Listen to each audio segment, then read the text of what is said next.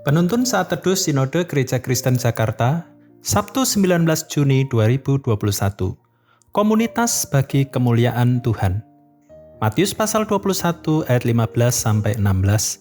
Tetapi ketika imam-imam kepala dan ahli-ahli Taurat melihat mujizat-mujizat yang dibuatnya itu, dan anak-anak yang berseru dalam bait Allah, Hosana bagi anak Daud, hati mereka sangat jengkel. Lalu mereka berkata kepadanya, "Engkau dengar apa yang dikatakan anak-anak ini?"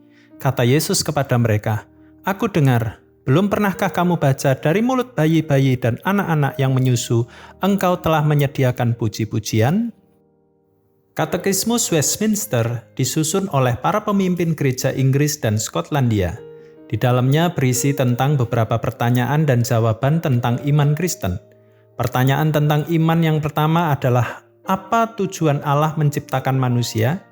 Jawabannya adalah, tujuan utama manusia diciptakan ialah untuk memuliakan Allah dan bersukacita dalam Dia untuk selama-lamanya. Manusia yang diciptakan segambar dan serupa Allah diciptakan bukan untuk memuliakan diri sendiri, melainkan untuk memuliakan Allah. Hal itu tidak hanya berlaku secara personal, melainkan juga komunal. Setelah Yesus menyucikan bait Allah dan membuat banyak mujizat, anak-anak berseru dalam bait Allah, "Hosana bagi anak Daud." Namun hati para imam kepala dan ahli-ahli Taurat yang melihat mereka berseru menjadi sangat jengkel. Kata jengkel dalam bahasa Yunani adalah aganakteo, yang berarti tidak menyukai. Hati para imam kepala dan tua-tua tidak menyukai tindakan yang dilakukan anak-anak itu. Bagi mereka penghormatan tersebut tidak layak diberikan kepada Yesus, bahkan merupakan sesuatu yang berlebihan. Kita melihat bahwa orang sombong tidak tahan menyaksikan penghormatan yang diberikan kepada orang lain, merasa bahwa seharusnya penghormatan itu ditujukan kepada mereka. Dalam kitab Perjanjian Lama, Saul juga pernah merasa dengki karena nyanyian para wanita mengenai Daud. Penghormatan ditujukan kepada Daud dan tidak lagi kepadanya. Saat ini banyak orang yang haus akan pujian dan penghormatan.